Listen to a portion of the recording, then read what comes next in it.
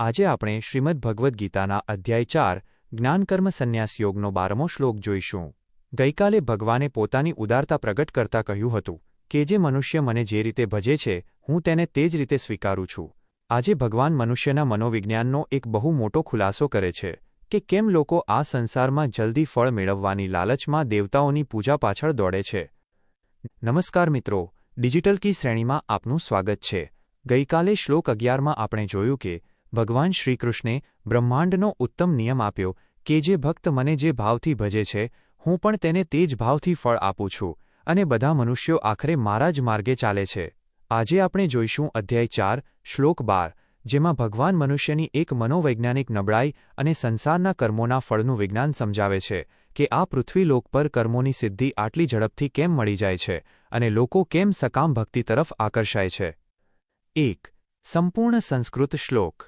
કાંક્ષંતઃ કર્મણા સિદ્ધિ યજંત ઇહ દેવતાઃ ક્ષિપ્રમ હિ માનુષે લોકે સિદ્ધિર્ભવતી કર્મજા 12। 2. સરળ ગુજરાતી અર્થ। શ્રી ભગવાન બોલ્યા, આ મનુષ્યલોકમાં ઇહ માનુષે લોકે કર્મોના ફળની એટલે કે સફળતાની ઈચ્છા રાખનારા લોકો કર્મણા સિદ્ધિ કાંક્ષંતઃ દેવતાઓની પૂજા કરે છે, યજંતે દેવતાઃ કારણ કે આ મનુષ્યલોકમાં કર્મોથી ઉત્પન્ન થનારી સિદ્ધિ કર્મજા સિદ્ધિઃ ખૂબ જ ઝડપથી મળી જાય છે, ક્ષિપ્રમ હિ ભવતી। 3 અને 4 પ્રશ્નો અને તેના ઉત્તરો। 1. આ શ્લોક મુજબ મનુષ્યો દેવતાઓની પૂજા કેમ કરે છે?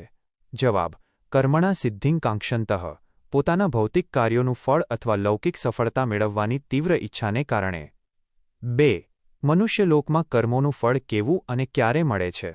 જવાબ: ક્ષિપ્રમ હિ સિદ્ધિર્ભવતી ક્ષિપ્રમ એટલે કે ખૂબ જ ઝડપથી ત્વરિત સફળતા મળી જાય છે।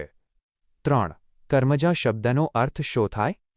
જવાબ: કર્મોમાંથી જન્મેલી અથવા પુરુષાર્થ દ્વારા પ્રાપ્ત થતી ભૌતિક સિદ્ધિ। 4. ભગવાન કયા લોકનો વિશેષ ઉલ્લેખ કરે છે? જવાબ: માનુષે લોકે મનુષ્યલોક એટલે કે આપણી આ પૃથ્વી જે કર્મભૂમિ છે। 5. કાંક્ષંતઃ શબ્દનો અર્થ શો થાય? જવાબ: ઈચ્છા રાખનારા, કામના કરનારા કે લાલસા રાખનારા। 6. દેવતાઓની પૂજા અને ભગવાનની ભક્તિ વચ્ચે શું તફાવત છે? જવાબ: દેવતાઓની પૂજા સામાન્ય રીતે કોઈ ચોક્કસ સ્વાર્થ, ધન કે પદ, સકામ ભાવ માટે થાય છે, જ્યારે ભગવાનની પરમ ભક્તિ, આત્મિક શાંતિ અને મોક્ષ નિષ્કામ ભાવ માટે થાય છે। 7. શું ભગવાને અહીં દેવતાઓની પૂજાની ના પાડી છે? જવાબ: ના, ભગવાને મનુષ્યના એ સ્વભાવને બતાવ્યો છે કે માણસ ધીરજ ગુમાવીને લાંબા ગાળાના પરમ કલ્યાણને બદલે ટૂંકા ગાળાના નફા પાછળ દોડે છે। 8. યજંતેનો અર્થ શું થાય? જવાબ: યજ્ઞ કરે છે, પૂજે છે અથવા આરાધના કરે છે। 9. આ શ્લોક આપણને મનુષ્યના કયા ગુણ કે દોષનો પરિચય કરાવે છે? જવાબ: તે મનુષ્યની અધીરાઈ, ઇમ્પેશન્સ અને ઇન્સ્ટન્ટ પરિણામ મેળવવાની માનસિકતા દર્શાવે છે। 10. આ શ્લોક કયા અધ્યાયનો છે? જવાબ: ચોથા અધ્યાયનો 12મો શ્લોક। 5. જીવનનો ઉદ્દેશ। 1. શોર્ટ ટર્મ નફા અને લોંગ ટર્મ વિઝન વચ્ચેનો તફાવત। Short term gains versus long term vision. આજના ડિજિટલ યુગમાં દરેક વ્યક્તિને ઇન્સ્ટન્ટ સક્સેસ, ઇન્સ્ટન્ટ ગ્રેટિફિકેશન જોઈએ છે। લોકો મહેનત વગર રાતોરાત સફળ થવા માંગે છે, જેને ભગવાને ક્ષિપ્રમ સિદ્ધિઃ કહી છે। પૃથ્વી પર ભૌતિક બાબતોમાં શોર્ટકટ કદાચ જલ્દી ફળ આપી દે, પણ તે કાયમી નથી હોતું। જીવનનો ઉદ્દેશ માત્ર ટૂંકા ગાળાની લાલચો પાછળ દોડવાનો નથી, પણ ધૈર્ય રાખીને એવું દીર્ઘકાલીન, લોંગ ટર્મ કાર્ય કરવાનો છે જે ભવિષ્યમાં પાકો પાયો બનાવે। 2. પુરુષાર્થ અને પરિણામનું ગણિત। Understanding the law of effort and action. ભગવાન કહે છે કે પૃથ્વી પર કર્મજા સિદ્ધિ એટલે કે કર્મ કરવાથી સફળતા ચોક્કસ મળે જ છે। એક વાયરમેન, પ્રોફેશનલ કે ક્રિએટર તરીકે આપણો જીવન ઉદ્દેશ એ હોવો જોઈએ કે આપણે એ સમજીએ કે આપણી સિસ્ટમમાં કે વ્યવસાયમાં જેવું ઇનપુટ કર્મ હશે તેવું જ આઉટપુટ સિદ્ધિ મળશે।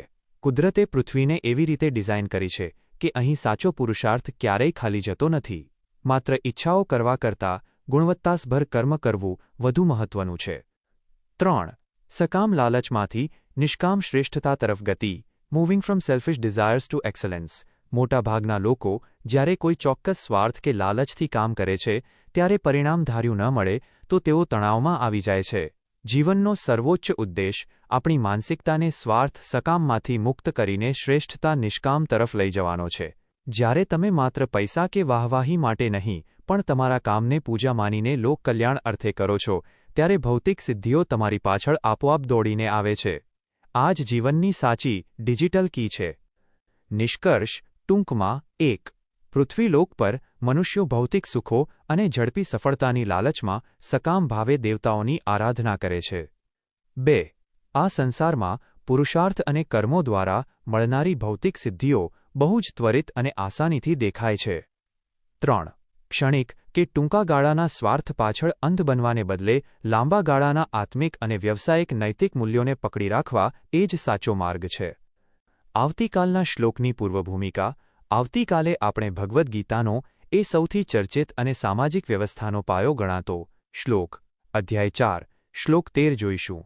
ચાતુર્વણ્યમ મયા સૃષ્ટમ ગુણકર્મ વિભાગશઃ, જેમાં ભગવાન એક બહુ મોટો વિસ્ફોટ કરશે કે સમાજના 4 વર્ણો બ્રાહ્મણ, ક્ષત્રિય, વૈશ્ય, શૂદ્રનું સર્જન તેમણે જન્મના આધારે નહીં પણ માણસના ગુણ અને કર્મોના આધારે કર્યું છે. જાતિવાદના ભ્રમને તોડતા ભગવાનના આ સામાજિક અને વૈજ્ઞાનિક દ્રષ્ટિકોણને સમજવા માટે જોડાયેલા રહો. આવતીકાલે ફરી મળીશું રાત્રે 8 વાગ્યે. જય શ્રી કૃષ્ણ.